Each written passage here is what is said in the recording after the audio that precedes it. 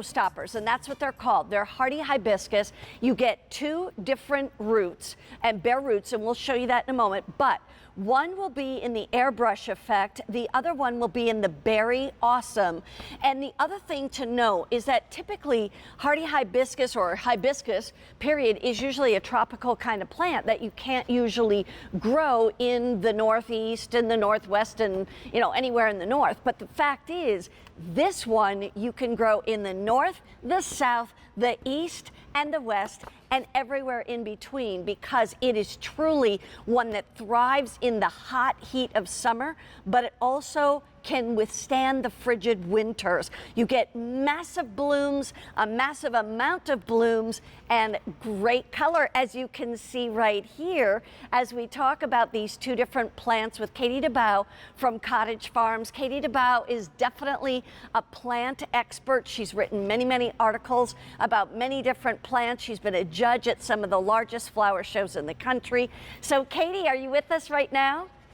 I sure am. Hey, Mary Beth, so good to be here. And great to have you back, Katie. Thank you so much. We're talking about this hardy hibiscus, and really, truly is a showstopper. We've got everything from the airbrush effect and the berry awesome. So first of all, I was talking about how this is one of those hibiscus you can grow anywhere in the country. Is that correct? Yes, and people still ask me, they watch our presentations after you and I had a show last week. Yeah. I'll get Facebook messages, wait, those hibiscus can grow in Minnesota? And it's like, people don't believe us. It's true. It's true. You guys can have, now we do celebrate tropical hibiscus, but this is a perennial. So this plant can go in your ground or in a container, and it will come back year after year. It takes that cold, cold weather. Negative 30 degrees is the weather that it can tolerate. Plus, like you said, it loves the heat. So it also works in tropical climates too. So it will love that heat of the summer, and that's when it blooms.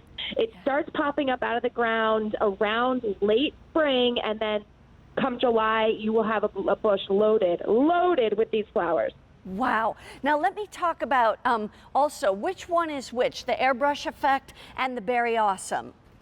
So the airbrush effect is the pink one, and it has a bit of a I always look for a better word than airbrush effect, but there isn't a better one than that. It almost is like someone has spray painted some white effects on the plant. And both of these plants, and the berry awesome is the purple one, but both of these we've chosen because some of we do have hibiscus that are native to North America, you know, that are grown natively here, but these have been bred to have the most perfect shape and habit.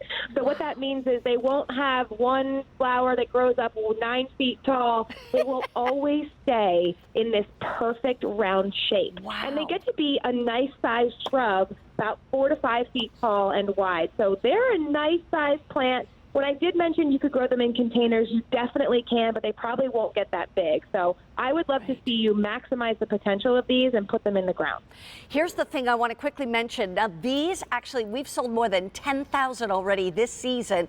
We have fewer than 2,500 left. And the price tag for both of these big, dormant bare roots are actually $29.40. So you're spending $15 for one, $15 for the other, basically. And it's a perennial that's going to come back over and over and over again, no matter where you live. Let's show everybody. This is the bare root that it's going to come with, and you can see even on the top, it's already got several different, stems or trunks coming out, and then all of the roots right there. Is it easy to plant and easy to take care of? So that's why I love this too, is because when we ship you guys bare roots, it is so easy to plant. Can you imagine planting a plant that's a 4-foot size plant? You'd have to hire, a backhoe to dig that hole. Yeah. So it's a lot easier to plant a bare root. With that bare root, I do suggest that you leave the top couple of inches. Your stem may be a little bit longer than the one Mary Beth's showing, but leave some of that above ground. And so this is like a 2 or 3 year old plant, Mary Beth, that we have just chopped the top off, dug it up, and shipped it to you. So you will definitely get flowers this year. That's amazing. I'll tell you what, these are great. And also, even the foliage is so beautiful. It's kind of unique and really rich green foliage. The other thing, too, I was going to say, of all the fertilizers and things that we typically, show with Cottage Farms, should this take what I call the generic one, or does this one need something specific? Nope, this is our all-purpose fertilizer. It's the yellow fertilizer, so if you have one of those already, this is great. If you don't pick one up, there's 100 in there that will last you, me the whole season. It might last someone else a couple of years.